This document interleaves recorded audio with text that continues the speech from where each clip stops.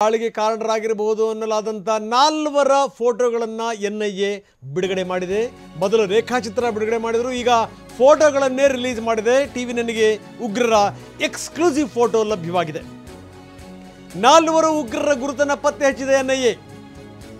4 ಜನ ನೀಚರು, ಭಯೋತ್ಪಾದಕರು, ಪಾಪಿಗಳು: ಆಸಿಫ್ ಫೌಜಿ, ಸುಲೇಮಾನ್ ಶಾ, ಅಬು ತಲಹಾ, ಆಸಿಫ್ ಶೇಖ್. ಈ 4 ಮಂದಿ ಉಗ್ರರು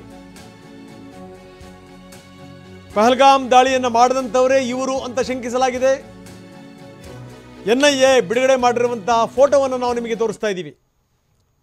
ಇದೇ 4 ಜನ ಪರಮನೀಚರು, ಇದೇ 4 ಜನ ಹೇಡಿಗಳು. ಪಹಲ್ಗಾವ್ ದಾಳಿಯ ಹಿಂದಿರುವಂಥವರು ಇವರೇ 4 ಜನ.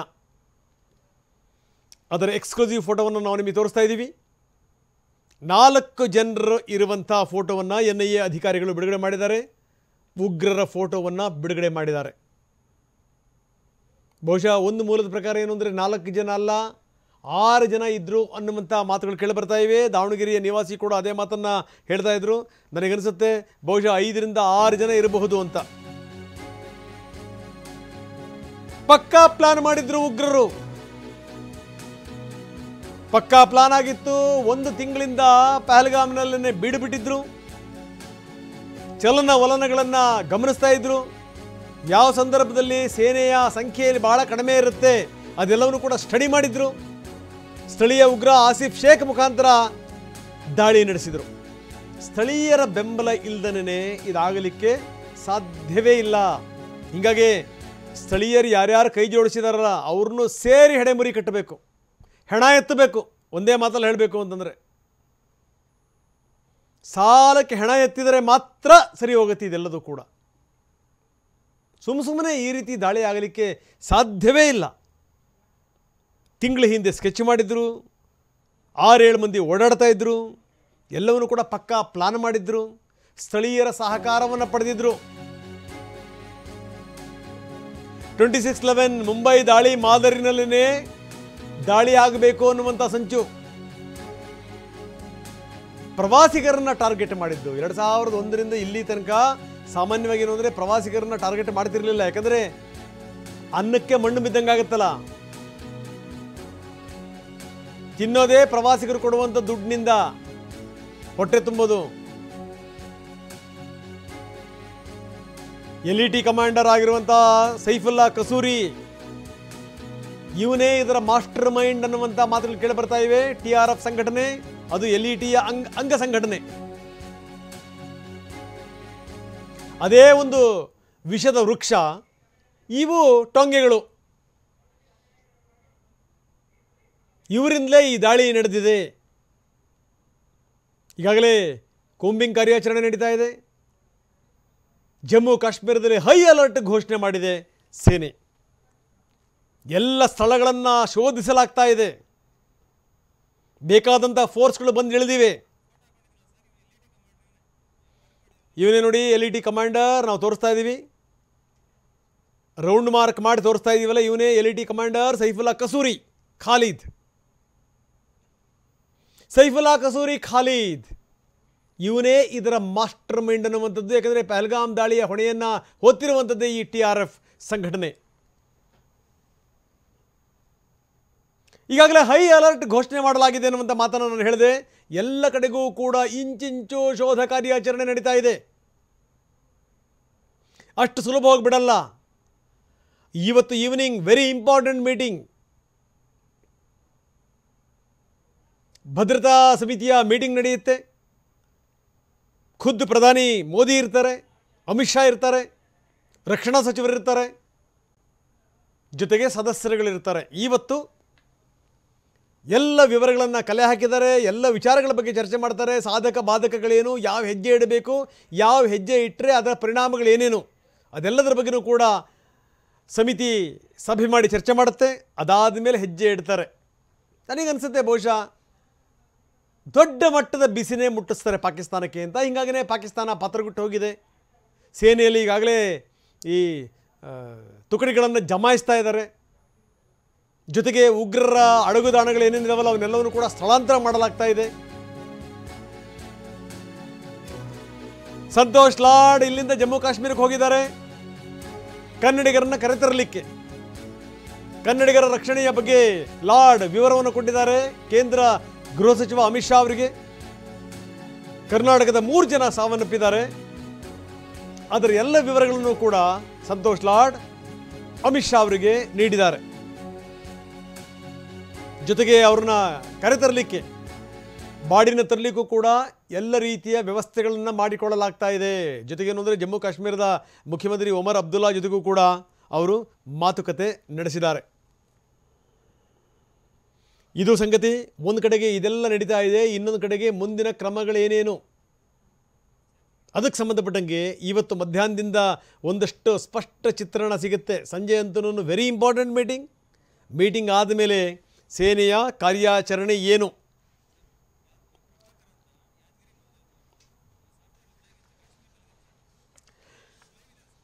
ಬನ್ನಿ ಪ್ರಭಾಕರ್ ನಮ್ಮ ಜೊತೆಗಿದ್ದಾರೆ. ಸಾಫ್ಟ್ವೇರ್ನಲ್ಲಿ ಕೆಲಸ ಮಾಡ್ತಿರುವಂಥ ಪ್ರಭಾಕರ್ ಈಗ ಕಾಶ್ಮೀರದಲ್ಲೇ ಇದ್ದಾರೆ, ಜಮ್ಮು ಕಾಶ್ಮೀರದಲ್ಲೇ ಇದ್ದಾರೆ. ಇವರು ಕೂಡ ಅಲ್ಲಿ ನೋಡಲಿಕ್ಕೆ ಅಂತ ಹೋದಂಥವ್ರು. ಪ್ರಭಾಕರ್, ನಿಜಕ್ಕೂ ಏನು ಅಂದರೆ ನೀವೆಲ್ಲ ಅದೃಷ್ಟವಂತರು, ಬಚಾವಾಗಿದ್ದೀರಿ ಸರ್. ಯಾಕಂದರೆ ಬೆಳಗ್ಗಿನಿಂದ ನಾವು ಯಾರ್ಯಾರು ಬಚಾವಾಗಿದ್ದಾರೆ ಅವರೆಲ್ಲರ ಜೊತೆ ನಾವು ಮಾತಾಡ್ತಾ ಇದ್ದೀವಿ. ನಿಮ್ಮ ಕಥೆ ಏನು ಸರ್? ಯಾವಾಗ ಹೋಗಿದ್ರಿ ಜಮ್ಮು ಕಾಶ್ಮೀರಕ್ಕೆ? ಜೊತೆಗೆ ಯಾವ್ಯಾವ ಸ್ಥಳಗಳನ್ನು ನೋಡಿದ್ರಿ? ಈ ಘಟನೆ ಆದಂಥ ಸಂದರ್ಭದಲ್ಲಿ ನೀವು ಆ ಸ್ಥಳದಲ್ಲಿದ್ರಾ? ಏನು ಹೇಳ್ತೀರಿ ಪ್ರಭಾಕರ್? ಸರ್, ನಾನು ಇಲ್ಲಿ ಏಪ್ರಿಲ್ 18ಕ್ಕೆ ಬಂದಿದ್ದೀವಿ ಸರ್ ಫ್ಯಾಮಿಲಿ ಜೊತೆ. ಓಕೆ. ಆಮೇಲೆ ಇಲ್ಲಿ ಕೆಲವೊಂದು ಕಡೆ ಎಲ್ಲ ಹೋಗಿ ಬಂದಿದ್ವಿ, ಗುಲ್ಮರ್ಗ್, ಸೋನ್ಮರ್ಗ್ ಆ ಕಡೆ ಎಲ್ಲ ತಿರ್ಗಾಡ್ಕೊಂಡ್ ಬಂದಿವಿ. ಆಮೇಲೆ ನಿನ್ನೆ ಏನಾದ್ರು ಪೆಹಲ್ಗಾಮ್ ಹೋಗಿದ್ದಾಯ್ತು. ನಾವು ಬೆಳಗ್ಗೆ ಇಲ್ಲಿಂದ ಶ್ರೀನಗರಿಂದಾನೆ ಬೆಳಗ್ಗೆ ನಾವು ಹೊರಟಿದೀವಿ. ಆಮೇಲೆ ಅಲ್ಲಿ ನಾವು ಸುಮಾರು 1-1:30ಗೆಲ್ಲ ಪೆಹಲ್ಗಾಮ್ ನಲ್ಲಿ ಇದ್ದೀವಿ. ಈ ಘಟನಾ ಸ್ಥಳ ಏನಿದೆ ಅಲ್ಲ, ಅದು ಬೈಸರನ್ ವ್ಯಾಲಿ ಅಂತ, ಅಲ್ಲಿಗೆ ಹೋಗೋದಿತ್ತು. ಸೊ ಈ ನಡೆದಿರೋದು ಅದೇ ಪೊಸಿಷನ್ ಅಲ್ಲೇ ಸರ್. ನಾವು ಅದೇ ಟೈಮ್ ನಲ್ಲಿ ನಾವು ಅಲ್ಲೇ ಇದ್ದೀವಿ. ಯೂಸಲಿ ಊಟ ಮುಗಿಸ್ಕೊಂಡು ಸ್ವಲ್ಪ ಅಲ್ಲಿ ಸುತ್ತಾಡ್ತಾ ಇದ್ರು ಮಕ್ಕಳ ಜೊತೆ ನಾನು. ಅವಾಗ ಏನಾಯ್ತು ಅಂದ್ರೆ ಈ ಜನ ಎಲ್ಲ ಓಡಿ ಬರ್ತಾ ಇದ್ರು ಕೆಳಗಡೆ. ಏನು ಎದಕ್ಕಂತ ಗೊತ್ತಾಗ್ಲಿಲ್ಲ. ಎಲ್ಲರೂ ಬರ್ತಾ, ಆಮೇಲೆ ನಮ್ ಕ್ಯಾಬ್ ಡ್ರೈವರ್ ಏನ್ ಮಾಡಿದ, ಅವನು ವೆಹಿಕಲ್ ತಗೊಂಡ್ ಬಂದ್ಬಿಟ್ಟ, ನೀವು ಗಾಡಿಯಲ್ಲಿ ಕುತ್ಕೊಂಡು ಹೊರಡಿ ಅಂತೇಳಿ. ಅವರು ಇಮಿಡಿಯೇಟ್ ಆಗಿ ನಮಗೆ ಕೆಳಗಡೆ ಕರ್ಕೊಂಡ್ ಬಂದ್ಬಿಟ್ರು. ಮಧ್ಯದಲ್ಲಿ ಹೋಗ್ಬೇಕು ಕೇಳಿದ ಮೇಲೆ ಗೊತ್ತಾಯ್ತು ನಮಗೆ ಅಲ್ಲಿ ಶೂಟಿಂಗ್ ಎಲ್ಲ ಆಗಿದೆ ಅಂತ ಹೇಳ್ತಾ ಇದ್ರು. ಫೈರಿಂಗ್ ಎಲ್ಲ ಓಪನ್ ಆಗಿದೆ, ಹಾಗಾಗಿ ಸ್ವಲ್ಪ ಸೆಕ್ಯೂರಿಟಿ ಕನ್ಸರ್ನ್ಸ್ ಇದೆ, ಕೆಳಗಡೆ ಹೋಗ್ಬಿಡಿ ಅಂತ ಹೇಳಿದ್ರು. ನನ್ನ ಹೋಟೆಲ್ ಕೆಳಗಡೆ ಇತ್ತು, ಸುಮಾರು 4 ಕಿಲೋಮೀಟರ್ ಆಗುತ್ತೆ ಆ ಪ್ಲೇಸ್ ಇಂದ, ಇಲ್ಲಿ ಇನ್ಸಿಡೆಂಟ್ ಆಗಿದ್ದಿಲ್ಲ ಅಲ್ಲಿಂದ ಕೆಳಗಡೆ 4 ಕಿಲೋಮೀಟರ್. ಅಲ್ಲಿ ಸೇಫ್ ಆಗಿ ಕರ್ಕೊಂಡ್ ಬಂದ್ರಿ ಸರ್. ಕರ್ಕೊಂಡ್ ಬಂದ್ಮೇಲೆ ಅಲ್ಲಿಂದ ಇಶ್ಯೂ ಆಗ್ಲಿಲ್ಲ ನಮಗೆ. ಮತ್ತೆ ಇವತ್ತು ಬೆಳಗ್ಗೆ ನಾನು ಶ್ರೀನಗರ್ ಬಂದಿರೋ ಸರ್, 1 ಅವರ್ ಆಯ್ತು ಬಂದಿರೋ. ಪ್ರಭಾಕರ್ಜಿ, ಈಗ ನೋಡಿ ಯಾರ್ಯಾರು ಯಾವ್ಯಾವ ರೀತಿ ಬಚಾವಾದ್ರು ಅನ್ನೋದನ್ನು ಕೂಡ ನಾನು ಹೇಳ್ತಾ ಇದ್ದೆ. ಅದೃಷ್ಟ ಹೆಂಗೆ ಕೈ ಹಿಡಿದು ಬಿಡುತ್ತೆ ನೋಡಿ ಸರ್. ಯಾರೋ ಒಬ್ರು ದಾವಣಗೆರೆಯ ಪ್ರಿನ್ಸಿಪಲ್ ಒಬ್ರು, ಅವ್ರಿಗೇನೋ ಎಲ್ಲ ಪ್ರದೇಶಗಳನ್ನು ನೋಡಿದ್ರಂತೆ ಭಾಳ ಇಂಟ್ರೆಸ್ಟಿಂದ. ಆದರೆ ಯಾಕೋ ಈ ಬೈಸರನ್ ಪ್ರದೇಶಕ್ಕೆ ಮಾತ್ರ ಹೋಗೋಕೆ ಅವ್ರಿಗೆ ಮನಸ್ಸಾಗ್ಲಿಲ್ವಂತೆ. ಹೀಗಾಗಿ ರೂಮಲ್ಲಿ ಉಳ್ಕೊಂಡಿದ್ರು. ಅವರು ಬಚಾವಾಗ್ಬಿಟ್ರು, ಅವ್ರ ಫ್ಯಾಮಿಲಿಯವ್ರನ್ನ ಅವ್ರು ಅಳಿಯ ಬಚಾವ್ ಮಾಡ್ಕೊಂಬಂದರು. ಇದೆಲ್ಲದರ ಜೊತೆಗೆ 17 ಜನ ಐಸ್ ಕ್ರೀಮ್ ತಿನ್ನಬೇಕು ಅಂತೇಳಿ ನಿಂತಂಥವರು ಕೂಡ ಬಚಾವಾದರು. ಸೊ ಇದು ಸಂಗತಿ ಸರ್. ಇದ್ರ ಬಗ್ಗೆ ನಾನು ಮಾತಾಡ್ತೀನಿ, ಹಾಗೆ ನೀವು ಸಂಪರ್ಕದಲ್ಲಿ ಬನ್ನಿ. ಮಲ್ಲಿಕಾರ್ಜುನ್ ಖರ್ಗೆ ಮಾತಾಡ್ತಾ ಇದ್ದಾರೆ, ನೋಡೋಣ.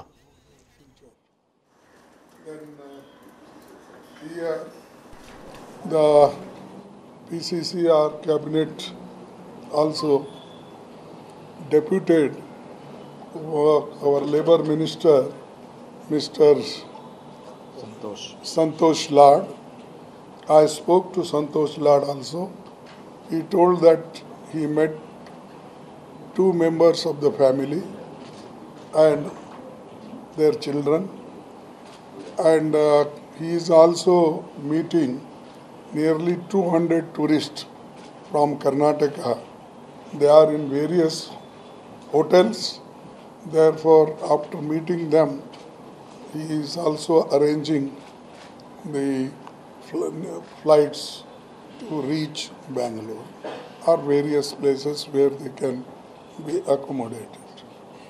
So this is the latest position as far as Karnataka's position is concerned. And I also requested Umar Abdullah to make arrangement. Suppose who are not in touch with the respective states, whosoever may be, they may be from Maharashtra, they may be from UP or Bihar, whatever. So then our Home Minister also promised me that he will take care of all those people. Yesterday night at 10:40, I spoke to him and he promised that. I offer my deepest condolences to their families and to all those who have lost loved ones in this tragic incident. The summer season is just beginning there. This is the time when tourists start visiting the region. Tourist is also the biggest source of income for Jammu and Kashmir. And Vishesh, what we can say, especially in in Kashmir. And they depend only on that income. And Umar Abdullah told me this year's economy is collapsed and our main income is we take from tourism only. So we are finished, he said. That was his word. But let us see, this is the matter. Still it is Government of India ruling there because Union Territory. Still it is not declared as a state. So the responsibility of the Government of India is more. And in this moment, we all are one with the government. And we together, we have to fight such incidents, terrorists, and whosoever fights against us, whether it is terrorist or whether other agencies, will be one to save the country and for the country's unity and integrity.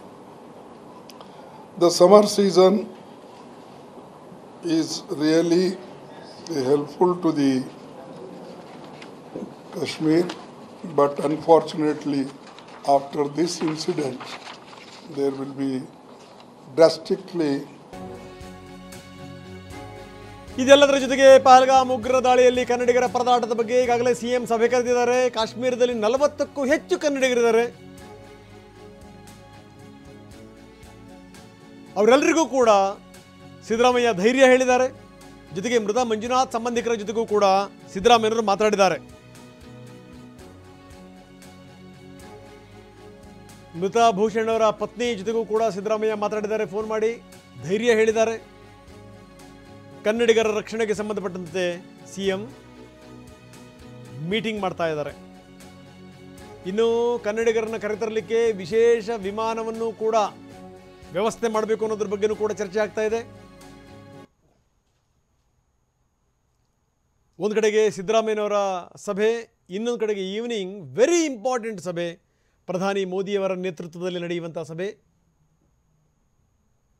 ರಕ್ಷಣೆಯ ವಿಚಾರಕ್ಕೆ ಸಂಬಂಧಪಟ್ಟಂಗೆ, ಮುಂದೆ ಇಡುವಂಥ ಹೆಜ್ಜೆಯ ವಿಚಾರಕ್ಕೆ ಸಂಬಂಧಪಟ್ಟಂಗೆ, ಸಾಧಕ ಬಾಧಕಗಳ ಬಗ್ಗೆ ಸುದೀರ್ಘವಾಗಿ ಇವತ್ತು ಸಂಜೆ ಚರ್ಚೆ ಆಗುತ್ತೆ. ಅಮಿತ್ ಶಾ ಕೂಡ ಸಭೆಯಲ್ಲಿರ್ತಾರೆ, ರಾಜನಾಥ್ ಸಿಂಗ್ ಸಭೆಯಲ್ಲಿರ್ತಾರೆ, ಜೊತೆಗೆ ಹಿರಿಯ ನಾಯಕರುಗಳು ಕೂಡ ಸಭೆಯಲ್ಲಿರ್ತಾರೆ. ಬಹಳಷ್ಟು ಆಕ್ಟಿವಿಟಿಗಳು ನಡೀತಾ ಇದೆ. ಕನ್ನಡಿಗರನ್ನ ಕರೆತರಲಿಕ್ಕೆ ವಿಶೇಷ ವಿಮಾನದ ವ್ಯವಸ್ಥೆ ಮಾಡ್ತೀವಿ ಎನ್ನುವಂಥ ಮಾತನ್ನು ಸರ್ಕಾರ ಹೇಳ್ತಾ ಇದೆ. ಯಾರೂ ಕೂಡ ಆತಂಕ ಪಡುವಂಥ ಅಗತ್ಯ ಇಲ್ಲ. ಇದು ಸಿದ್ದರಾಮಯ್ಯನವರ ಮಾತು. ಯಾವುದೇ ಕಾರಣಕ್ಕೂ ಭಯ ಪಡಬೇಡಿ. ಕಾಶ್ಮೀರದಲ್ಲಿ 40ಕ್ಕಿಂತ ಹೆಚ್ಚು ಜನ ಕನ್ನಡಿಗರಿದ್ದಾರೆ. ನಾವೆಲ್ಲರಿಗೂ ಕೂಡ ವ್ಯವಸ್ಥೆ ಮಾಡಿದ್ದೀವಿ. ಯಾರೂ ಹೆದರ್ಕೋಬೇಡಿ. ಜೊತೆಗೆ ಯಾರು ಬಲಿಯಾದರಲ್ಲ ಅವರ ಪತ್ನಿ ಜೊತೆಗೂ ಕೂಡ ಸಿದ್ದರಾಮಯ್ಯ ಮಾತಾಡಿದ್ದಾರೆ. ಅವರಿಗೆ ಸಾಂತ್ವನ ಹೇಳಿದ್ದಾರೆ, ಧೈರ್ಯ ಹೇಳಿದ್ದಾರೆ. ಮಂಜುನಾಥ್ ಅವರ ಪತ್ನಿ ಜೊತೆಗೂ ಕೂಡ ಮಾತಾಡಿದ್ದಾರೆ.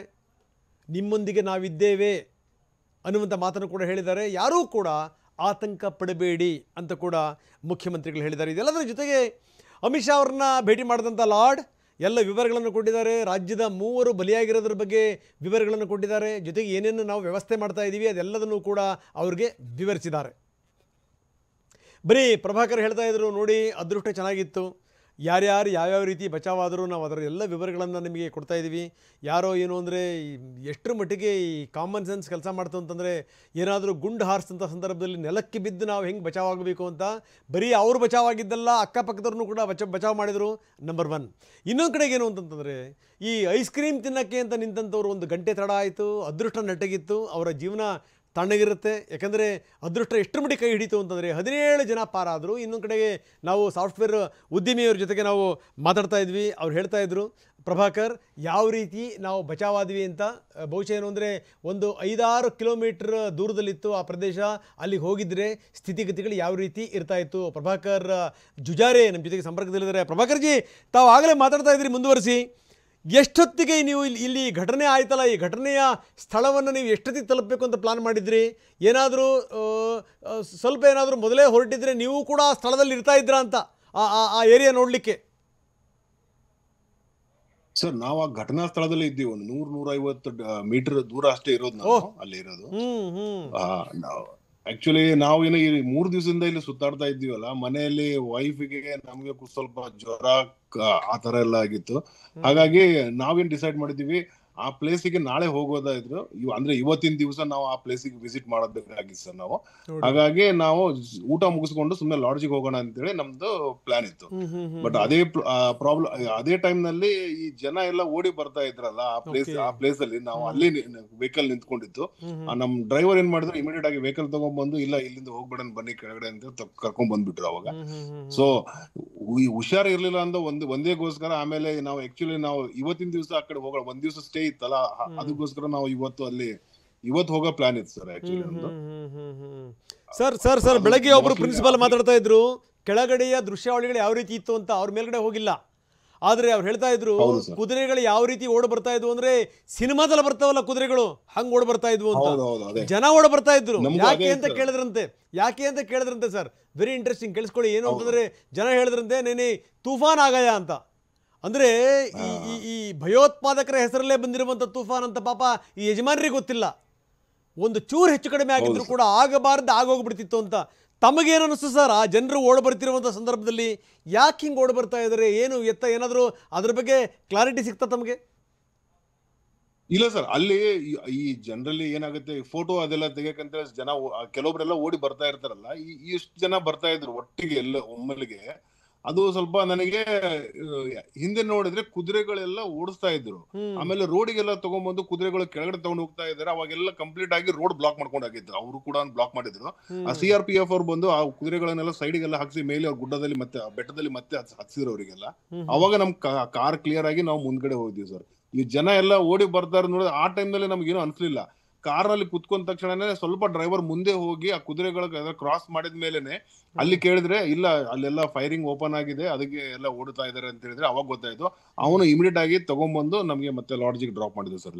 ಓಕೆ, ಈಗ ಎಲ್ಲಿದ್ದೀರಿ ಪ್ರಭಾಕರ್ಜಿ, ತಾವೆಲ್ಲಿದ್ದೀರಿ ಈಗ? ಸರ್ ನಾನು ಅದೇ ಪಹಲ್ಗಾಮಿಂದ ಇವಾಗ ಶ್ರೀನಗರ್ ಬಂದಿದ್ದೀನಿ ಸರ್. ಇವಾಗ ಜಸ್ಟ್ 1 hour ಆಯ್ತು ನಾನು ಇಲ್ಲಿ ಬಂದು. ನಂದು ಫ್ಲೈಟ್ ಇರೋದು ಶುಕ್ರವಾರ ಇದೆ ಸರ್. ಅದೇ ಬೆಳಗ್ಗೆಯಿಂದ ನಾನು ಕೆಲವೊಂದು ಹೆಲ್ಪ್ ಲೈನ್ ನಂಬರ್, ಆಮೇಲೆ ಸಂತೋಷ್ ಸರ್ ಅವ್ರದ್ದು ಅದೆಲ್ಲ ನಂಬರ್ ಎಲ್ಲ ಶೇರ್ ಮಾಡ್ತಾ ಇದ್ರು. ಬಟ್ ಟೆಕ್ಸ್ಟ್ ಎಲ್ಲ ಮಾಡಿದ್ದೀನಿ, ಇನ್ನುವರೆಗೆ ಯಾರು ಸ್ಪಂದಿಸಿಲ್ಲ. ಆಕ್ಚುಲಿ ಇವಾಗಿನ ರೆಸ್ಕ್ಯೂ ಮಾಡಿದ್ರೆ ನನಗೂ ಮಕ್ಕಳು ಕರ್ಕೊಂಡು ಮೊದಲು ಬೆಂಗಳೂರು ಸೇರೋಣ ಅಂತೇಳಿ ನಮಗೂ ಅದೇ ಕಾಯ್ತಾ ಇದ್ದೀನಿ. ನಿಜ. ಇಲ್ಲ ಸರ್, ನಾನು ಈಗ ತಕ್ಷಣಕ್ಕೆ ನಮ್ಮ ಟೀಮಿಗೆ ಹೇಳಿ ಸಂತೋಷ್ ಲಾಡ್ ಅವ್ರ ಜೊತೆ ಮಾತಾಡಿಸಿ ನಿಮ್ಮನ್ನು ಸಂಪರ್ಕ ಮಾಡುವಂಥ ವ್ಯವಸ್ಥೆನ ಟಿವಿನೇನು ಮಾಡುತ್ತೆ sir. Nothing to worry, we all with you Prabhakarji. ಮಕ್ಕಳು ಹೆದರಿ ಬಿಟ್ಟಿದ್ದಾರೆ. ನಾನು ಇನ್ನು 2 ದಿವಸ ಬಿಟ್ಟು ಫ್ಲೈಟ್ ಇದೆ, ಬಟ್ ಅವರೆಲ್ಲ ಹೆದರಿ ಬಿಟ್ಟಿದ್ದಾರೆ. ಅದಕ್ಕೋಸ್ಕರ ಅಟ್ಲೀಸ್ಟ್ ನಾವು ಇವತ್ತು ಹೊರಡ್ಬೇಡ ಅಂತೇಳಿ. ಆಮೇಲೆ ಲಕ್ಕಿಲಿ ನನಗೇನಂತ ಹೇಳಿದ್ರೆ, ಇಲ್ಲಿ ಒಬ್ರು ನಮ್ಮ ಫ್ರೆಂಡ್ ಪರಿಚಯ ಇದ್ರು. ಹಾಗಾಗಿ ಅವರು ನನಗೆ ಇಲ್ಲಿ ಇರೋಕೆ ವ್ಯವಸ್ಥೆ ಕೂಡ ಮಾಡಿದ್ದಾರೆ ಅವರು. ಇವಾಗ ಸದ್ಯಕ್ಕಂದ್ರೂ ನನಗೇನು ಇಲ್ಲ ಇಶ್ಯೂ ಇಲ್ಲ ಸರ್ ಇವಾಗ. ಬಟ್ ಅದೇ ನನಗೇನು ಇಲ್ಲಿಂದ ಮೊದಲು ಬೇಗ ಹೋಗೋಣ ಅಂತೇಳಿ, ಯಾಕಂದ್ರೆ ಇಲ್ಲಿ ಎಲ್ಲ ಕ್ಲೋಸ್ ಆಗಿದೆ. ಹೆದರಿಕೆ ಒಂದಿದೆ ಜನರಿಗೆ, ಏನಾಗುತ್ತೆ ಏನಿಲ್ಲ ಅಂತ ಗೊತ್ತಿಲ್ಲ ಇನ್ನು. ನಿಜ ಸಹಜ ಅಲ್ವಾ ಸರ್. ಹೆಂಡತಿ ಮಕ್ಕಳನ್ನ ಕರ್ಕೊಂಡು ಹೋದಂಥ ಸಂದರ್ಭದಲ್ಲಿ ಅತ್ಯಂತ ಸಹಜವಾಗಿಯೇ ಆ ಭಯ ಇರುತ್ತೆ. ಇದೆಲ್ಲದರ ಜೊತೆಗೆ ನಾನು ಒಂದು ಮಾತನ್ನು ತಮಗೆ ಕೇಳಲೇಬೇಕು ಕೊನೆಯದಾಗಿ.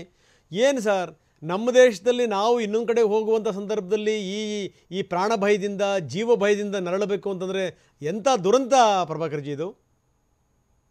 ಅದೇ ಸರ್, ಇದು ನೋಡಿ ನಮ್ಮ ಭಾರತದಲ್ಲಿ ಕಾಶ್ಮೀರ ಅನ್ನೋದು ಒಂದು ಭೂಲೋಕದ ಸ್ವರ್ಗ ಅಂತ ಹೇಳ್ತಾರೆ. ಎಲ್ಲರೂ ಅಟ್ಲೀಸ್ಟ್ ಅವ್ರ ಜನ್ಮದಲ್ಲಿ ಒಂದ್ಸಲ ಆದ್ರೂ ನೋಡೋಣ ಅಂತೇಳಿ ಇರ್ತಾರೆ. ಕೆಲವೊಬ್ರು ಏನೋ ದುಡ್ಡು ಜಮಾಯಿಸಿ ಎಷ್ಟೋ ವರ್ಷಗಳಿಂಟು ಅವ್ರಿಗೊಂದು ಆಸೆ ಇರುತ್ತೆ ಹೋಗಿ ನೋಡ್ಕೊಂಬರೋದು ಅಂತ ಹೇಳಿ. ನಿಜ ನಿಜ. ಈ ತರ ಯಾರು ಪಾಪ ಏನೇನೋ ಆಸೆ ಎಲ್ಲ ಇಟ್ಕೊಂಡ್ ಬಂದಿರ್ತಾರೆ. ಈ ತರ ಎಲ್ಲ ಆಗ್ಬಿಟ್ರೆ ತುಂಬಾ ಬೇಜಾರಾಗುತ್ತೆ ಸರ್ ಅವ್ರಿಗೆಲ್ಲ ನೋಡಿದ್ರೆ. ಇವಾಗ ನೋಡಿ ಮಂಜುನಾಥ್ ಅವ್ರದ್ದು ನಾನು ನೋಡಿದೆ, ಅವ್ರ ಇನ್ಸಿಡೆಂಟ್. ಪಾಪ ಅವರು ಎಷ್ಟು ಇದರಿಂದ ಬಂದಿದ್ರು ಎಲ್ಲ ಫ್ಯಾಮಿಲಿಗೆಲ್ಲ ಕರ್ಕೊಂಡು, ಈ ತರ ಆಗಿರೋದು ತುಂಬಾ ದುರಾದೃಷ್ಟ ಅವ್ರದ್ದು. ಎಸ್ ಸರ್, ನೀವು ಹಾಗೆ ನೀವು ಸಂಪರ್ಕದಲ್ಲಿರಿ. ಇನ್ನಷ್ಟು ನಾನು ನಿಮ್ಮ ಜೊತೆಗೆ ನಾನು ಮಾತಾಡ್ತೀನಿ, ಸಾಕಷ್ಟು ಸಂಗತಿಗಳನ್ನು ಮಾತಾಡಬೇಕು. ಏರ್ ಮಾರ್ಷಲ್ ಮುರಳಿ ಸರ್ ನಮ್ಮ ಜೊತೆಗೆ ಜಾಯ್ನ್ ಆಗಿದ್ದಾರೆ. ಮುರಳಿ ಸರ್, ಕಾರ್ಯಕ್ರಮಕ್ಕೆ ತಮಗೆ ಸ್ವಾಗತ. ನಾವು ಮಾತಾಡ್ತಾ ಇದ್ವಿ ಬೆಳಗ್ಗಿನಿಂದ, ತಾವು ಕೂಡ ಗಮನಿಸ್ತಾ ಇದ್ದೀರಿ. ನಿಜಕ್ಕೂ ನಡೆಯಬಾರದಂಥ ಒಂದು ಘಟನೆ ಪಹಲ್ಗಾವ್ನಲ್ಲಿ. ಸಾಮಾನ್ಯವಾಗಿ ಈ ರೀತಿ ಘಟನಾವಳಿಗಳು ಆಗಿಲ್ಲ ಪಹಲ್ಗಾವ್ನಲ್ಲಿ, ಆದರೆ ಈ ರೀತಿ ಆಗಿರುವಂಥದ್ದು ಇದೆಯಲ್ಲ ಸರ್, ಇದು ಇಷ್ಟೊಂದು ಜನರನ್ನು ಬಲಿ ಹಾಕಿರುವಂಥ ಕರಾಳತೆ, ಅದ್ರ ಬಗ್ಗೆ ಏನಂತೀರಿ ಸರ್? ಪಹಲ್ಗಾಮಲ್ಲಿ ಪಹಲ್ಗಾಮಲ್ಲಿ ಇದು ಆಗಿದ್ದು, ಅದು ಬೈರಾನ್ನಲ್ಲಿ ಆಗಿದ್ದು ನಿಜವಾಗ್ಲೂ ಭಾಳನೇ ಶಾಕಿಂಗು. ಆದರೆ ಕೆಲವು ವಿದ್ಯಮಾನಗಳನ್ನು ನಾವು ಗಮನಿಸಿದ್ರೆ ನಮಗನ್ಸುತ್ತೆ ಇದು the writing was on the wall. ಬೇಕಾದಷ್ಟು ನಮಗೆ ಅದರದ್ದು ವಾರ್ನಿಂಗ್ ಸಿಕ್ಕಿತ್ತು. 2019ರಿಂದ ನಡೀತಾ ಇದೆ ಇದು. ಆಮೇಲೆ ಇವರು ಪಹಲ್ಗಾಮ್ನ ಇದ್ದಕ್ಕಿದ್ದಂಗೆ ಚೂಸ್ ಮಾಡಿಲ್ಲ. ಇವರು ಅಲ್ಲಿ ಪೂರ್ತಿ ಸರ್ವೆ ಮಾಡಿದ್ದಾರೆ. ಸರ್ವೆ ಮಾಡಿ ಈ ಜಾಗದಲ್ಲಿ ಭಾಳ ಜನ ಇರ್ತಾರೆ. ಆ ಭಾಳ ಜನದಲ್ಲಿ ಜನ ಭಾಳ ಇರ್ತಾರೆ, ಸೇನೆಯವ್ರು ಕಡಿಮೆ ಇರ್ತಾರೆ ಅಂತ. ಸೇನೆಯವ್ರು ಕಡಿಮೆ. ಪಹಲ್ಗಾಮ್ ಇದು ಟೂರಿಸ್ಟ್ ಅಟ್ರಾಕ್ಷನ್ ಅದು. ಆಮೇಲೆ ಅಲ್ಲಿ ಬೈಲರನ್ನು, ಆಮೇಲೆ ಅಲ್ಲಿ ಟಿಂಬರ್ ಟ್ರೈಲು, ಇದನ್ನು ಫಾರೆಸ್ಟ್ ಟ್ರೈಲು, ಅದೆಲ್ಲ ಜನ ನೋಡೋದೇ ಅಲ್ಲಿ ಬರೋದೇ ಅದು ನೋಡೋಕ್ಕೆ. ಆಮೇಲೆ ಕೂದಲ ಮೇಲೆ ಕೂತ್ಕೊಂಡು ಫೋಟೋ ತೆಗೆಸ್ಕೊಳ್ಳೋದು. ಅಲ್ಲಿ ಬೇಕಾದಷ್ಟು ಫಿಲ್ಮ್ಸ್ ಶೂಟಿಂಗ್ ನಡೆದಿದೆ. ಎಲ್ಲರಿಗೂ ಅಲ್ಲಿ ನಿಂತ್ಕೊಂಡ್ಬಿಟ್ಟು ಫೋಟೋ ತೆಗೆಸ್ಕೊಂಡ್ಬಿಡ್ಬೇಕು ಅಷ್ಟೇ. ಸೊ ಗೊತ್ತಿತ್ತು ಅವ್ರಿಗೆ. ಆಮೇಲೆ ಇನ್ನೊಂದು ಏನು ಅಂದರೆ, ಅವ್ರು ವಾರ್ನಿಂಗ್ಸ್ ಕೊಡ್ತಾನೆ ಇದ್ದಾರೆ. ಯಾರು ವಾರ್ನಿಂಗ್ ಕೊಟ್ಟರು? ಆ TRFನವನು ಸಜೀತ್ ಮೀರು 2019ರಿಂದ ವಾರ್ನಿಂಗ್ ಕೊಡ್ತಾ ಇದ್ದಾನೆ. ಆದರೆ ಮೊನ್ನೆ ಅವನು ಸೈಫುಲ್ಲಾ ಕಸೂರಿ ಹೇಳ್ತಾನೆ, ನಾವು ಇವತ್ತು ಬಲೂಚಿಸ್ತಾನ್ ಲಿಬರೇಷನ್ ಆರ್ಮಿನ ಅದನ್ನು ನಾವು ಬಲಿ ಹಾಕಬೇಕಾದ್ರೆ ಕಾಶ್ಮೀರದಲ್ಲಿ ನಾವು ನಮ್ಮನ್ನು ಇದನ್ನು ಪೂರ್ತಿಯಲ್ಲಿ ಕಾಶ್ಮೀರನ ನಮ್ಮ ವಶಕ್ಕೆ ಪಡಿಸ್ಕೋಬೇಕು ಅನ್ನೋ ಮಾತು ಸೈಫುದ್ದೀನ್ ಕಸೂರಿ ಮೊನ್ನೆ ಹೇಳಿದ್ದಾನೆ. ಸೈಫುದ್ದೀನ್ ಕಸೂರಿ ಅವನು TRF ನಾಯಕ ಈಗ. ಆಮೇಲೆ ಇನ್ನೊಂದು, ಆ TRFನವ್ರು ಒಂದು ಸ್ಟೇಟ್ಮೆಂಟ್ ಕೊಟ್ಟಿದ್ದಾರೆ ಒಂದು ವರ್ಷದ ಕೆಳಗೆ. 85,000 ಡೊಮಿಸೈಲ್ ಸರ್ಟಿಫಿಕೇಟ್ ಕೊಟ್ಟಿದ್ದೀರಾ ನೀವು ನಾನ್ ಮುಸ್ಲಿಮ್ಸ್ಗೆ ಬಂದು ಕಾಶ್ಮೀರಲ್ಲಿರೋಕ್ಕೆ, ಅವರೆಲ್ಲ ವಾಪಸ್ ಹೋಗಬೇಕು. ನೀವು ಇಲ್ಲೇ ಇದ್ದರೆ ನೀವು ನಿಮ್ಮ ಇದಕ್ಕೋಸ್ಕರ, ವ್ಯಾಪಾರಕ್ಕೋಸ್ಕರ ಅಥವಾ ಬೇರೆ ಯಾವುದೋ ರೀಸನ್ಗೆ ನೀವು ಬಂದಿದ್ರೆ ನಾವು ನಿಮ್ಮನ್ನು RSS ಅಥವಾ BJPನವರು ಅಂತ ಕನ್ಸಿಡರ್ ಮಾಡಿ ವಿಲ್ ಟೇಕ್ ಆಕ್ಷನ್ ಅಂತ ಹೇಳಿದ್ದಾರೆ ನಾವು. ನೋಡಿ, ಅದಕ್ಕೆ ಆ ಮಂಜುನಾಥ್ ಹೆಂಡತಿಗೆ ಅವನು ಹೇಳ್ತಾನೆ, ಗೋ ಅಂಡ್ ಟೆಲ್ ಮೋದಿ. ನೋಡಿ, ಇದು ಸಂಗತಿ. ದಿಸ್ ಆಕ್ಚುಲಿ ದಟ್ ಮೀನ್ಸ್ ನಮಗೆ ಗೊತ್ತಿತ್ತು ಈ ಥರ ಆಗತ್ತೆ ಅಂತ. ನಮಗೆ ಗೊತ್ತಿತ್ತು ಈ ಥರ. ಆಮೇಲೆ ಅಸೀಂ ಮುನೀರ್ ಮಾತಾಡಿರೋದು, ಆಮೇಲೆ ಏರ್ ಕಮಾಂಡರ್ ಮಾತಾಡೋದು, ಇವೆಲ್ಲ ಬೇಕಾದಷ್ಟು ವಾರ್ನಿಂಗ್ಸ್ ಇತ್ತು. ಅಂದರೆ ನಾವು ವಾರ್ನಿಂಗ್ಸ್ ಪರಿಗಣನೆ ಮಾಡಲಿಲ್ವಾ? ಏನಾಯಿತು, ಎಲ್ಲಿ ಎಡವಟ್ಟಾಯಿತು, ಇದಕ್ಕೆ ಸಂಬಂಧಪಟ್ಟಂಗೆ ನಾನು ಮಾತಾಡ್ತೀನಿ. ನೋಡಿ, ಯಾವ್ಯಾವ ರೀತಿ ಜನರು ಬಚಾವಾಗಿದ್ದಾರೆ ಅನ್ನೋದಕ್ಕೆ ಬೆಸ್ಟ್ ಎಕ್ಸಾಂಪಲ್ ಚಂದ್ರಶೇಖರ್ ಹೋಗ್ತಿದ್ದಂಥ ಸಂದರ್ಭದಲ್ಲಿ ಇದ್ದಕ್ಕಿದ್ದಂಗೆ ಏನು ಅಂದರೆ, ಯಾವುದೋ ಒಂದು ಮರ ಹೊತ್ಕೊಂಬಿತ್ತು ರಸ್ತೆಗೆ ಅಡ್ಡಲಾಗಿ, ತಡ ಆಯಿತು. ಆ ತಡವಾಗಿದ್ದಿತ್ತಲ್ಲ, ಅದೇ ನೋಡಿ ಅವ್ರನ್ನ ಕಾಪಾಡ್ತು. ಚಂದ್ರಶೇಖರ್ ನಮ್ಮ ಜೊತೆಗಿದ್ದಾರೆ. ಚಂದ್ರಶೇಖರ್ ಅವರೇ, ನೋಡಿ ನೀವು ಎಂಥ ಅದೃಷ್ಟವಂತರು ಸರ್, ಬಚಾವಾಗಿದ್ದೀರಿ. ಏನು ನಡಿಬಾರ್ದಂಥ ಘಟನೆ ನಡೆದೋಗ್ಬಿಟ್ಟಿದೆ ಚಂದ್ರಶೇಖರ್ ಅವರೇ, ಏನಂತೀರಿ ಸರ್? ಹೌದೌದು ಸರ್, ನಾವು ತುಂಬಾ ಪಾರಾದ್ವಿ. ಒಂದು 15 ನಿಮಿಷದ ಮುಂಚೆ ಹೋಗಿ ನಾವು ಆ ಪ್ಲೇಸ್ ಅಲ್ಲಿ ಇರ್ಬೇಕಾಗಿತ್ತು ಸರ್. ತೊಂದರೆಗಳಿಗೆ ಅನುಭವಿಸ್ತಾ ಇದ್ವಿ. ಅದರಿಂದ ಏನಾಯ್ತು ಅಂದ್ರೆ, ಈಗ ನಾವು ಜಸ್ಟ್ ಒಂದ್ ಸ್ವಲ್ಪ ಹೋಗಿ ಕುದುರೆ 500 ಮೀಟರ್ ಹೋಗಿದ್ವಿ ಸರ್. ಅಲ್ಲಿ ಅವ್ರು ಆಲ್ರೆಡಿ ವಾಪಸ್ ಬರ್ತಾ ಇರ್ಬೇಕಾದ್ರೆ ಅವರೆಲ್ಲ ಕಾಶ್ಮೀರ್ ಲ್ಯಾಂಗ್ವೇಜ್ ಅಲ್ಲಿ ಅದು ಇದು ಹೇಳ್ತಾರೆ, ನಮಗೆ ಅರ್ಥ ಆಗ್ಲಿಲ್ಲ. ನಾವು ಜಸ್ಟ್ ಒಂದ್ ಸ್ವಲ್ಪ ಅಂದಾಜ್ ಮಾಡಿ ಕೇಳಿದಾಗ ನಾವು ಕೇಳಿದ್ವಿ ಬಾಯ್ಬಿಟ್ಟು, ಏನಾದ್ರು ಟೆರರಿಸ್ಟ್ ಅಟ್ಯಾಕ್ ಆಗಿದೆ ಸರ್ ಅಂತ. ಅವ್ರು ಇಲ್ಲ ಆತರ ಎಲ್ಲ ಆಗಲ್ಲ, ಈಗ ತುಂಬಾ ಸೇಫ್ ಇದೆ, ಮುಂಚೆ ಇದ್ದಂಗಿಲ್ಲ ಅಂತ ಟೂರಿಸಂ ದೃಷ್ಟಿಯಿಂದ ಹೇಳಿದ್ರು. ಅದಾದ್ಮೇಲೆ ನಮಗೆ ಕೆಳಗಡೆ ಅವರು ಕುದುರೆಯವರು ಅಷ್ಟೇ ಸರ್, ನಮಗೆ ಪ್ಯಾನಿಕ್ ಮಾಡ್ದಂಗೆ ನೀಟಾಗಿ ಕರ್ಕೊಂಬಂದಿ ಕೆಳಗಡೆ ಬಿಟ್ಟು ಆಮೇಲೆ ಹೇಳಿದ್ವಿ ಈ ತರ ಸಮಸ್ಯೆ ಇದೆ, ನೀವು ಓಡಿ ಅಂತ. ಅಲ್ಲಿಂದ ನಾವು ವರ್ಡ್ ಬಂದ್ವಿ ಸರ್. ಆಮೇಲೆ ಇಮಿಡಿಯೇಟ್ಲಿ ಡಿಫೆನ್ಸ್ ಅವರೆಲ್ಲ ತುಂಬಾ ಫಾಸ್ಟ್ ಆಗಿ ಆಕ್ಷನ್ ತಗೊಂಡ್ರು. ಈಗ ಹೆಚ್ಚು ಕಡೆ ಒಂದು 5 minutes ಅಲ್ಲಿ ಒಂದು 100+ ವೆಹಿಕಲ್ಸ್ ಹೋಗಿ ನೋಡಿದ್ವಿ ಸರ್ ಅಲ್ಲಿ ರೋಡಲ್ಲಿ. ಅಷ್ಟು ಕ್ವಿಕ್ ಆಗಿ ರೆಸ್ಪಾನ್ಸ್ ಮಾಡಿದ್ರು. ಏನೋ ಅದೃಷ್ಟವಶ ನಾವು ಸೇಫ್ ಆಗಿದ್ದೀವಿ ಸರ್. ಯಾವ ರೀತಿ ತೊಂದರೆ. ಎಷ್ಟು ಜನ ಹೋಗಿದ್ರಿ ಚಂದ್ರಶೇಖರ್? ನಾನು, ಅಮ್ಮ, ನನ್ನ ವೈಫ್, ನನ್ನ 2 ಮಕ್ಕಳು 5 ಜನ ಹೋಗಿದ್ವಿ ಸರ್. 5 ಜನ 4 ಕುದುರೆ ಏರ್ ಮಾಡಿ. ನನ್ನ ಮಗಳು ಚಿಕ್ಕಳು ಇರೋದ್ರಿಂದ ನನ್ನ ವೈಫ್ ಜೊತೆ ನನ್ನ ಮಗಳು ಕೂತಿದ್ರು. ಏನ್ ಸರ್ ಏನಾದ್ರು ಅಲ್ಲಿ ಇದ್ದಿದ್ದು ಬಿಟ್ಟಿದ್ರೆ ಗತಿ ಏನು ಚಂದ್ರಶೇಖರ್? ಹೌದು ಸರ್, ಅದೃಷ್ಟ ಮಾಡಿದ್ವಿ ಬಿಡಿ ಸರ್. ನಾವೆಂಥ ಸ್ಥಿತಿಲಿ ಬದುಕ್ತಾ ಇದೀವಿ ಸರ್. ನಮ್ಮ ನೆಲದಲ್ಲಿ ನಾವು ಹೋಗಿ ಹೆಜ್ಜೆ ಇಡಕ್ಕಾಗಲ್ಲ ಅಂತಂದ್ರೆ ಏನು ಸರ್ ಇದು ಅರ್ಥ ಇದೆ ಚಂದ್ರಶೇಖರ್? ಹೌದು ಸರ್, ಬಟ್ ನಮಗೆ ಬೆಳಗ್ಗೆಯಿಂದನೂ ಧೈರ್ಯ ತುಂಬ್ತಿದ್ದಾರೆ ಸರ್. ಈಗ ನಮ್ಮ ಸಿಟಿ ರವಿ ಸಾಹೇಬ್ರು ಬೆಳಗ್ಗೆನೆ ಫೋನ್ ಮಾಡಿದ್ರು. ಅರ್ಲಿ ಮಾರ್ನಿಂಗ್ ಫೋನ್ ಮಾಡಿ ಫಸ್ಟ್ ವಿಚಾರಿಸ್ಕೊಂಡು ಇಲ್ಲಿ ಗ್ರೌಂಡ್ಸ್ ಎಲ್ಲ ಬೇರೆಯವರಿಗೆಲ್ಲ ಫೋನ್ ಮಾಡಿ ತಿಳ್ಕೊಂಡ್ರು. ಮತ್ತೆ ಸಂತೋಷ್ ಲಾಡ್ ಸಾಹೇಬ್ರು PN ಮಾಡ್ತಾ ಇದಾರೆ. ಮಾತಾಡಿ ಎಲ್ಲವರೆಲ್ಲ ಇದು ಮಾಡಿ. ಚೇತನ್ ಸರ್ IPS ಅವರು ಅಷ್ಟೇ ಕರೆಕ್ಟಾಗಿ ಕೋಆರ್ಡಿನೇಟ್ ಮಾಡಿ. ಈಗ ನಮಗೆ ಈಗ ಪ್ಯಾಲ್ಗಾಮ್ ಅಲ್ಲಿ ಇದೀವಿ ಸರ್. ಇಲ್ಲಿಂದ ಶ್ರೀನಗರ್ಗೆ ಬೈ ರೋಡ್ ಹೋಗ್ತೀವಿ. ಇನ್ನೊಂದು ಹಾಫ್ ಆನ್ ಒಳಗೆ ಅಲ್ಲಿ ರೀಚ್ ಆಗ್ತೀವಿ ಸರ್. ಅಲ್ಲಿ ಚೆಕ್ ಇನ್ ಆದ್ಮೇಲೆ ಅವ್ರಿಗೆ ಮಾತಾಡ್ತೀವಿ ಸರ್. ಸಾಹೇಬ್ರಿಗೆ ಏನ್ ಹೇಳ್ತಾ ನೋಡ್ಬೇಕು ಸರ್. ಬಟ್ ಸೇಫ್ ಆಗಿದೀವಿ ಸರ್. ಓಕೆ, ಯೋಚನೆ ಮಾಡಬೇಡಿ. ಯಾಕಂದರೆ ಈಗ ಸರ್ಕಾರ ಕೂಡ ಎಲ್ಲ ವ್ಯವಸ್ಥೆಗಳನ್ನು ಮಾಡಿದೆ ಅಲ್ಲಿಂದ ನಿಮ್ಮನ್ನು ಕರೆತರಲಿಕ್ಕೆ. ಯಾವುದೇ ರೀತಿ ಭಯ ಬೇಡ sir. Chandrashekhar, God is so great, so kind. ನಿಮ್ಮನ್ನು ಕಾಪಾಡಿದ್ದಾನೆ ನೋಡಿ. ಮರ ಬಿದ್ದಿದ್ದಿದೆಯಲ್ಲ ಅದು ನಿಮ್ಮನ್ನು ಕಾಪಾಡ್ತಲ್ಲ ಸರ್. ಗ್ರೇಟ್.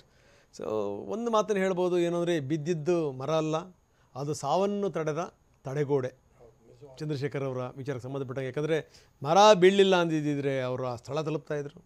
ಆಮೇಲೆ ಏನಾಗ್ಬಿಡ್ತಿತ್ತೋ ಏನೋ ಗೊತ್ತಿಲ್ಲ. ಇದು ಸಂಗತಿ ಸರ್. ಈಗ very importantly evening important meeting ಇದೆ ಇವತ್ತು.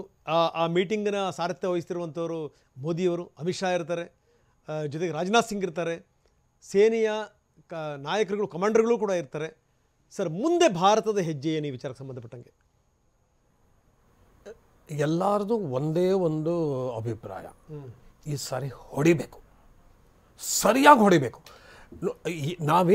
ನಾವು ಒಂಥರ ಇವರು ಚಂದ್ರಶೇಖರ್ ಹೇಳಿದ್ದು ಒಂದು ಮಾತು ಭಾಳ ಇಂಟ್ರೆಸ್ಟಿಂಗ್ ಆಗಿತ್ತು ಸರ್. ಇಲ್ಲಿ ಮೊದಲ ಥರ ಅಲ್ಲ, ತುಂಬ ಸೇಫ್ ಆಗಿದೆ ಅಂದರು. ಇವತ್ತು ನಮ್ಮ ದೇಶದಲ್ಲಿ ಎಲ್ಲರೂ ಅಂದ್ಕೊಂಡಿರೋದು ಹಾಗೆ, ತುಂಬ ಸೇಫ್ ಆಗಿದೆ, ಏನಾಗಲ್ಲ, ಯಾರೂ ಏನು ಹೊಡೆಯಲ್ಲ ನಮ್ಮನ್ನು. ಅದು ತಪ್ಪಾಯಿತು. ಅಂದ್ಕೊಂಡಿದ್ದು ತಪ್ಪಾಯಿತು.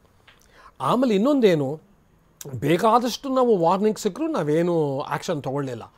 ಆದರೆ ಪಾಕಿಸ್ತಾನ ಆ್ಯಕ್ಷನ್ ತೊಗೊಂಡಿದೆ. ಪಾಕಿಸ್ತಾನ ಇವತ್ತು ಆ್ಯಕ್ಷನ್ ತೊಗೊಂಡಿದೆ. ಏನು, ಅವರು ಫೈಟರ್ ಸ್ಕ್ವಾಡ್ಸ್ನ ಲಾಹೋರ್ ಆಮೇಲೆ ಪೇಶಾವರ್ಗೆ ಮೂವ್ ಮಾಡಿದ್ದಾರೆ ಇವತ್ತು ಬೆಳಿಗ್ಗೆ. ಉಪಗ್ರಹ ಚಿತ್ರಗಳು ಹೇಳ್ತಾ ಸ್ಯಾಟಲೈಟ್. ಅವ್ರಿಗೆ ಗೊತ್ತು, ಇವರು ಖಂಡಿತ ತಮ್ಮದು ಇದನ್ನು ವಾಯುಸೇನೆ ಅಥವಾ ಭೂಸೇನೆ ಬಳಸಿ ನಮ್ಮನ್ನು ಹೊಡಿತಾರೆ, ನಾವು ರೆಡಿ ಆಗಿರಬೇಕು ಅಂತ ಅವರಾಗಲೇ ಮೂವ್ ಮಾಡಿದ್ದಾರೆ. ಅದೊಂದು ವಿಷಯ. ಇನ್ನೊಂದು ವಿಷಯ ಏನು ಅಂದರೆ, ಈಗ ನಾವು ಅವ್ರನ್ನ ಹೊಡಿಲೇಬೇಕು. ಅದಕ್ಕೊಂದು ಇಂಗ್ಲೀಷಲ್ಲಿ ಹೇಳ್ತಾರಲ್ಲ, go for the head of the snake. You should go for the head of the snake. ನಾವು ಪೂರ್ತಿ ಊರು ಕೊಳ್ಳೆ ಹೋದ್ಮೇಲೆ ಊರು ಬಾಗಿಲಾಗುವಂತಹ ಇದನ್ನ ಪರಿಸ್ಥಿತಿಯಲ್ಲಿ ನಾವು ಇರಬಾರ್ದು. ಎಸ್ ಸರ್ ಇದಕ್ಕೆ ಸಂಬಂಧಪಟ್ಟಂಗೆ ನಾನು ನಿಮ್ಮ ಜೊತೆಗೆ ಸಾಕಷ್ಟು ಸಂಗತಿಗಳನ್ನು ನಾನು ಮಾತಾಡ್ತೀನಿ. ಇದಕ್ಕೆ ಸಂಬಂಧಪಟ್ಟಂಗೆ ಒಂದು ವಿಶೇಷ ಕಾರ್ಯಕ್ರಮವನ್ನು ನಿಮ್ಮ ಜೊತೆ ನಾನು ಮಾಡ್ತೀನಿ. ಒಂದು ಪುಟ್ಟ ವಿರಾಮ ತಗೊಳ್ಳೋಣ. ಸರ್ ಹೇಳ್ತಾ ಇದ್ರು ಏನು ಅಂದರೆ, ಭಾರತ ನುಗ್ಗಿ ಹೊಡಿಬೇಕು. ಇದನ್ನೇ ಇಡೀ ದೇಶದ ಜನ ಬಯಸ್ತಿರುವಂಥದ್ದು. ಇದನ್ನೇ ನಮ್ಮ ದೇಶದ ನೆಲದಲ್ಲಿ ನಾವು ಸುರಕ್ಷಿತವಾಗಿಲ್ಲ ಅಂತಂದರೆ ಇದಕ್ಕಿಂತ ದೊಡ್ಡ ಅವಮಾನ ಇನ್ನೊಂದಿದೆಯಾ? ಇದಕ್ಕಿಂತ ದೊಡ್ಡ ಅವಮಾನ. ನಾವೇನೋ ಭಾಳ ಸೇಫ್ ಆಗಿದ್ದೀವಿ, ನಾವು ಮೈ ಮರೆತು ಬಿಡ್ತೀವಿ. ನೋ, ಖಂಡಿತವಾಗಲೂ ಅಲ್ಲ. ಇದನ್ನು ಸಾಬೀತು ಮಾಡಿಬಿಡ್ತು. ಪಹಲ್ಗಾವ್ನಲ್ಲಿ ಇಲ್ಲಿ ತನಕ ಈ ರೀತಿ ಘಟನಾವಳಿಗಳಾಗಿಲ್ಲ. 2001ರಿಂದ ಇಲ್ಲಿ ತನಕ ಈ ರೀತಿ ಪ್ರವಾಸಿಗರನ್ನ ಗುರಿಯಾಗಿಸಿಕೊಂಡು ದಾಳಿಗಳು ನಡೆದಿಲ್ಲ. ಈಗ ಆಗಿದೆ ಅಂತಂದರೆ ಮುಂದೆ ಏನು ಬೇಕಾದರೂ ಆಗ್ಬೋದು. ಅದನ್ನೇ ಮುರಳಿ ಸರ್ ಹೇಳ್ತಾ ಇದ್ರು, ಇದು ಗೋಡೆಯ ಮೇಲಿನ ಬರಹ. ಅದಕ್ಕೆ ನಾವು ನಮ್ಮ ಜಾಗೃತಿ ಇದೆಯಲ್ಲ, ಅದು ಮಾತ್ರ ನಮ್ಮನ್ನು ಕಾಪಾಡಲಿಕ್ಕೆ ಸಾಧ್ಯ ಅಂತ. ಕೊನೆಯದಾಗಿ ನಾನು ಒಂದು ಮಾತನ್ನು ಹೇಳಲೇಬೇಕು. ನಾನು ತುಂಬ ಸಂದರ್ಭಗಳಲ್ಲಿ ನಾನು ಹೇಳ್ತೀನಿ ಏನು ಅಂತಂದರೆ, 3 ಸಾಗರ 100 ಮಂದಿರ ದೈವ ಸಾವಿರವಿದ್ದರೆ, ಗಂಗೆ ಇದ್ದರೆ, ತುಂಗೆ ಇದ್ದರೆ, ಘನ ಹಿಮಾಲಯವಿದ್ದರೆ, ಭೂಮಿ ಇದ್ದರೆ, ಗಾಳಿ ಇದ್ದರೆ, ಘನ ಪರಂಪರೆ ಇದ್ದರೆ ಏನು ಪ್ರಯೋಜನ? ಊರ ಜನರೇ ಮಲಗಿ ನಿದ್ರಿಸುತ್ತಿದ್ದಾರೆ. ವ್ಯವಸ್ಥೆ ಮಲಗಿ ನಿದ್ರೆ ಮಾಡಿದ್ರಾಗಲ್ಲ, ಎದ್ದು ಬಡಿದ್ರೆ ಮಾತ್ರ ವರ್ಕೌಟ್ ಆಗುತ್ತೆ ಅಂತ. ಇದಕ್ಕೆ ಸಂಬಂಧಪಟ್ಟಂಗೆ ಇನ್ನಷ್ಟು ನಾನು ಚರ್ಚೆ ಮಾಡ್ತೀನಿ, ಇನ್ನಷ್ಟು ನಾನು ಮಾತಾಡ್ತೀನಿ, ಸಾಕಷ್ಟು ವಿವರಗಳನ್ನು. ಯಾಕಂದರೆ ಭಾರತ ಯಾವ ರೀತಿ ಹೆಜ್ಜೆ ಇಡುತ್ತೆ, ಮುಂದೆ ಯಾವ ರೀತಿ ಹೆಜ್ಜೆ ಇಡಬೇಕು. ಈಗಾಗಲೇ ಉಪಗ್ರಹ ಚಿತ್ರಗಳು ತುಂಬ ಸ್ಪಷ್ಟವಾಗಿ ಹೇಳ್ತಾ ಇದೆ. ಪಾಕಿಸ್ತಾನ ತನ್ನ ಸೇನೆಯನ್ನು ನಿಯೋಜಿಸ್ತಾ ಇದೆ, ಭಯೋತ್ಪಾದಕರ ತಾಣಗಳನ್ನು ಕೂಡ ಶಿಫ್ಟ್ ಮಾಡ್ತಾ ಇದೆ ಅಂತ. ಇದಕ್ಕೆ ಸಂಬಂಧಪಟ್ಟಂಗೆ ನಾನು ಮುರಳಿಯವರ ಜೊತೆಗೆ ವಿಸ್ತೃತವಾಗಿ ಮಾತಾಡ್ತೀನಿ. ಸಾಕಷ್ಟು ವಿವರಗಳನ್ನು ನಾವು ಕೊಡ್ತಾ ಇದ್ವಿ. ಜೊತೆಗೆ ಇವತ್ತು ಸಂಜೆ ನಡೆಯುವಂಥ ಇಂಪಾರ್ಟೆಂಟ್ ಮೀಟಿಂಗ್, ಮುಂದಿನ ರೂಪುರೇಷೆಗಳೇನು ಅನ್ನೋದನ್ನು ಗೊತ್ತಾಗುತ್ತೆ. ಇನ್ನು ಉಗ್ರರ ದಾಳಿ ಸುಮ್ಮನೆ ಆಗಿರೋದಲ್ಲ. ಮುರಳಿಯವರು ತುಂಬ ಸ್ಪಷ್ಟವಾಗಿ ಹೇಳ್ತಾ ಇದ್ರು. ಎಲ್ಲವೂ ಕೂಡ ಪಕ್ಕಾ ಪ್ಲಾನ್ ಆಗಿದೆ. ಬರೀ ಸಿದ್ದರಾಮಯ್ಯನವರು ಇದ್ರ ಬಗ್ಗೆ ಮಾತಾಡ್ತಾ ಇದ್ದಾರೆ. ಸಿಎಂ ಏನ್ ಹೇಳ್ತಾರೆ ನೋಡೋಣ.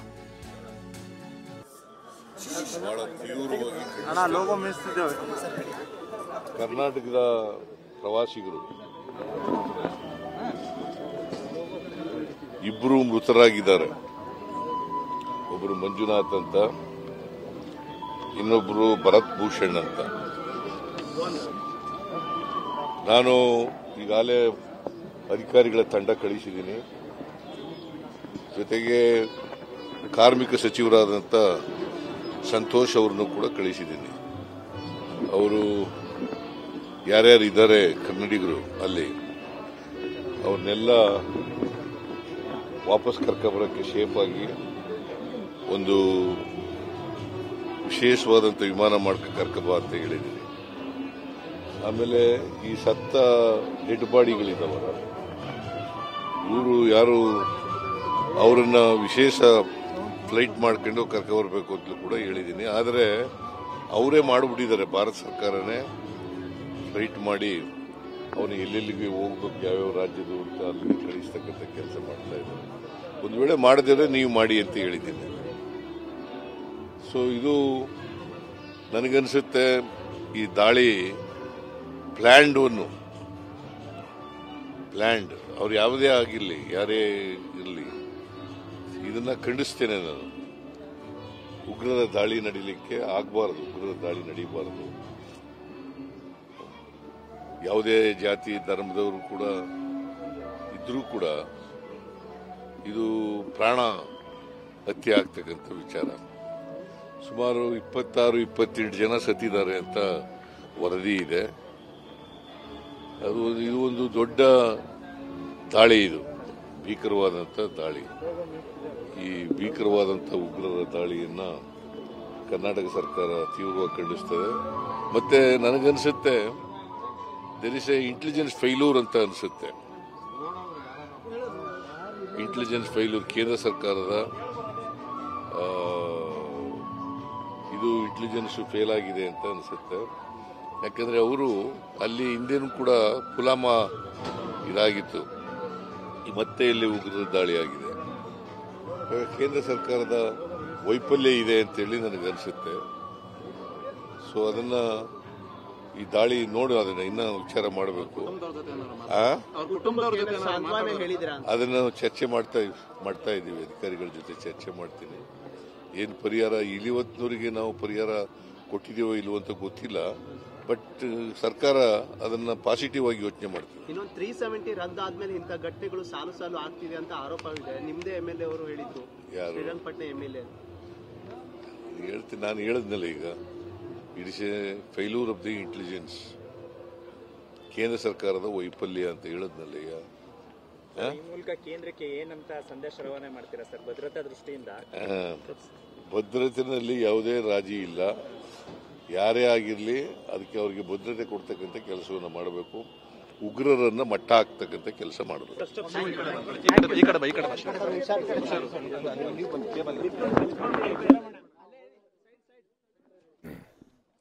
ಇದು ಸಿದ್ದರಾಮಯ್ಯನವರ ಮಾತು. ಸಿದ್ದರಾಮಯ್ಯನವರು ಮಾತಾಡ್ತಾ ಇದ್ರು, ಎಲ್ಲ ರೀತಿಯ ವ್ಯವಸ್ಥೆಗಳನ್ನು ನಾವು ಮಾಡಿದ್ದೀವಿ. ಜೊತೆಗೇನೆಂದರೆ ಕೇಂದ್ರನೇ ವ್ಯವಸ್ಥೆ ಮಾಡಿದರೆ ಓಕೆ, ಇಲ್ಲಾಂದರೆ ರಾಜ್ಯದಿಂದ ಅವ್ರನ್ನ ಕರ್ಕೊಂಬರುವಂಥ ವ್ಯವಸ್ಥೆಯನ್ನು ರಾಜ್ಯ ಸರ್ಕಾರ ಮಾಡುತ್ತೆ, ಅದು ನಮ್ಮ ಜವಾಬ್ದಾರಿ ಅನ್ನುವಂಥ ಮಾತು.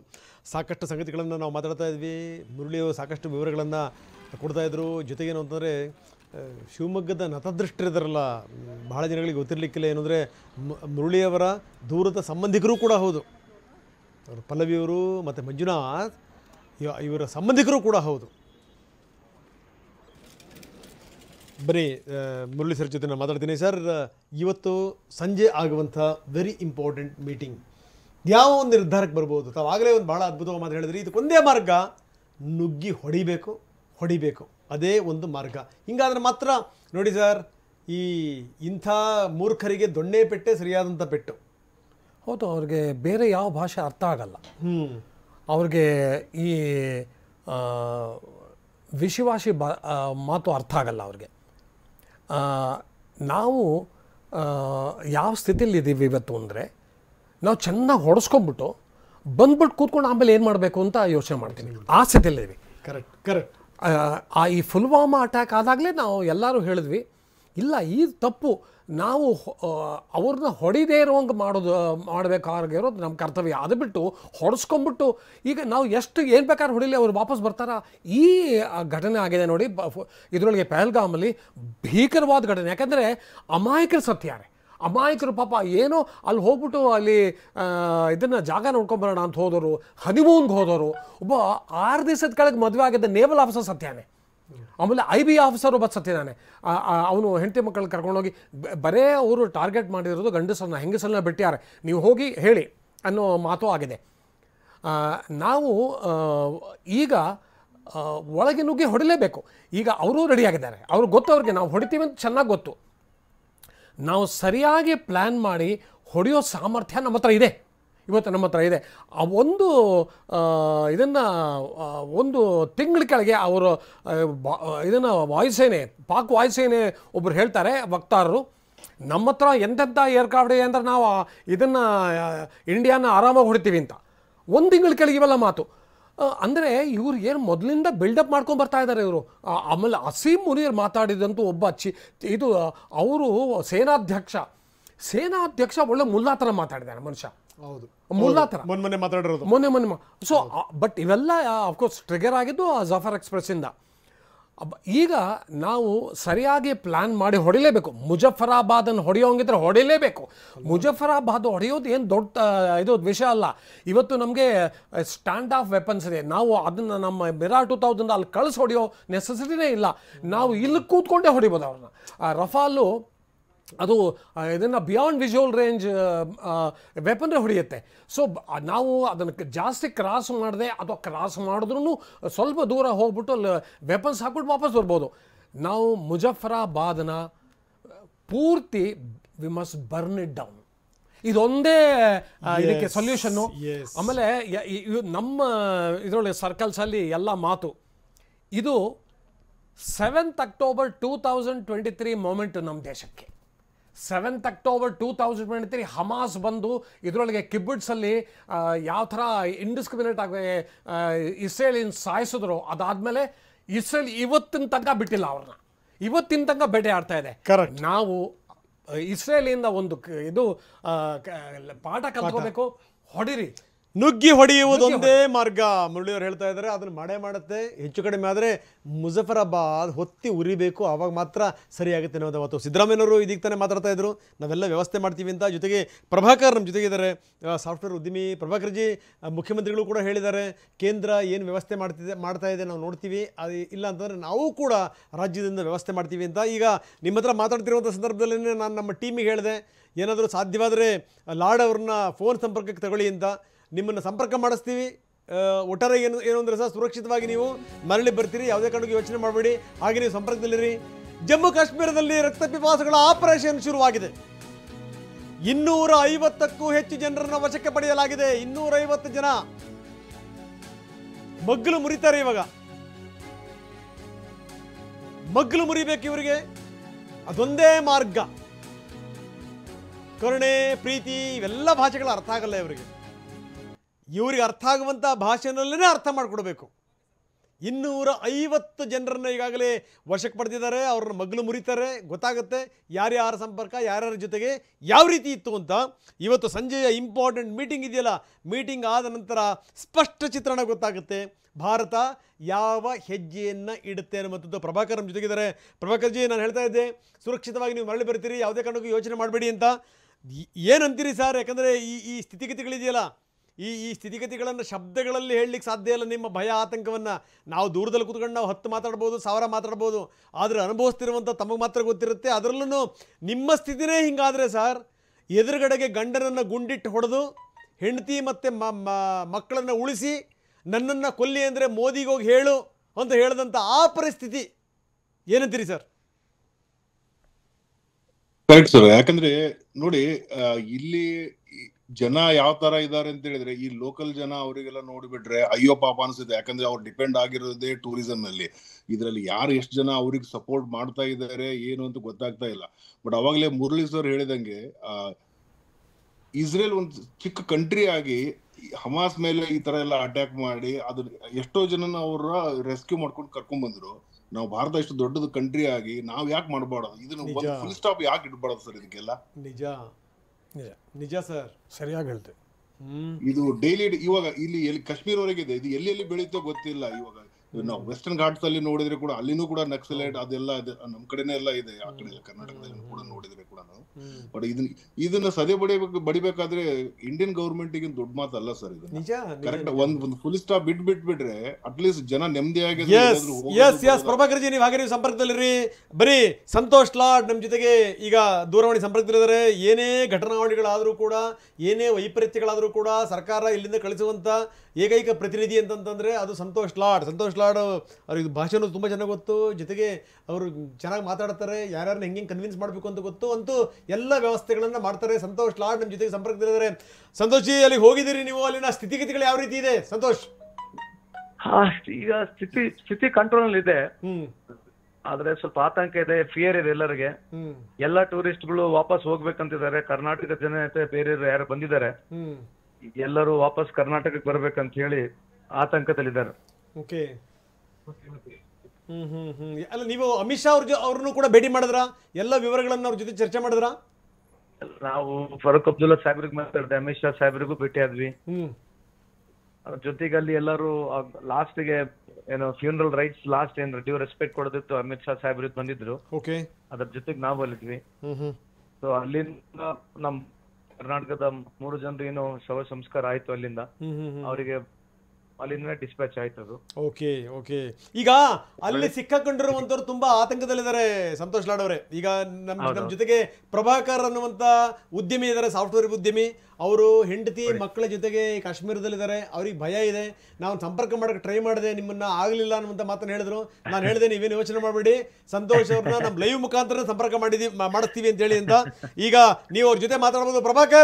ಪ್ರಭಾಕರ್ ಅವ್ರ ಜೊತೆ ಮಾತಾಡಬಹುದು ನೀವು, ಮಂತ್ರಿಗಳ ಜೊತೆಗೆ.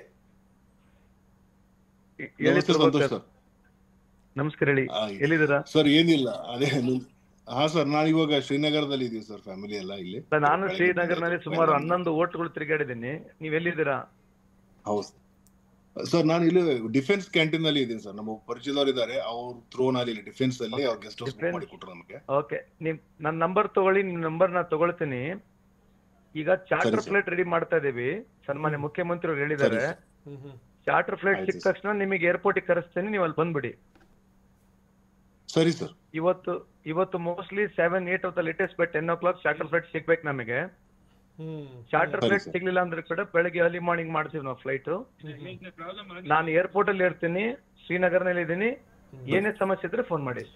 ಸಂತೋಷ್ ಲಾಡ್ ಅವರೇ, ನಿಮ್ ನಂಬರ್ ಕೂಡ ಕೊಟ್ಟಿರ್ತೀನಿ ಪ್ರಭಾಕರ್ ಅವ್ರಿಗೆ, ದಯವಿಟ್ಟು ಅವ್ರ ಜೊತೆಗೆ ನೀವು ಮಾತಾಡಿ.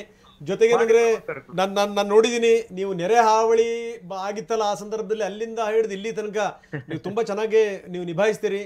ಕನ್ನಡಿಗರಿಗೆ ಮಾತ್ರ ಅಲ್ಲ, ಏನು ಅಂದ್ರೆ ಯಾರಾದರೂ ಈ ಬೆಂಗಳೂರಲ್ಲಿ ಬೇರೆ ಬೇರೆ ಭಾಷಿಕರು ಕೂಡ ಬೆಂಗಳೂರಿಗೆ ಬರೋದಿತ್ತು ಅಂತಂದ್ರೆ ಅಲ್ಲಿಂದ ದಯವಿಟ್ಟು ಅವ್ರಿಗೂ ಕೂಡ ಒಂದು ವ್ಯವಸ್ಥೆ ಮಾಡಿಕೊಡಿ. ಜೊತೆಗೆ ಏನು ಅಂದ್ರೆ ಈ ಸಂದರ್ಭದಲ್ಲಿ ಧೈರ್ಯ ತುಂಬುವಂಥದ್ದು ಇದೆಯಲ್ಲ, that's very very important. Santosh, thank you very much. ಇದು ಸಂತೋಷ್ ಲಾಡ್ ಅವರ ಮಾತು. ಸಂತೋಷ್ ಲಾಡ್ ಅವ್ರ ಜೊತೆ ಮಾತಾಡಿದ್ರಿ. ಪ್ರಭಾಕರ್, ಏನ್ ಅನಿಸ್ತು ಸರ್? ಸರ್, ಅವ್ರು ಆಶ್ವಾಸನೆ ಕೊಟ್ಟರು. ಆಮೇಲೆ ಇವಾಗ ನೋಡಿದ್ರೆ ಅವ್ರು ಧೈರ್ಯ ಕೊಟ್ಟಿದ್ದಾರೆ.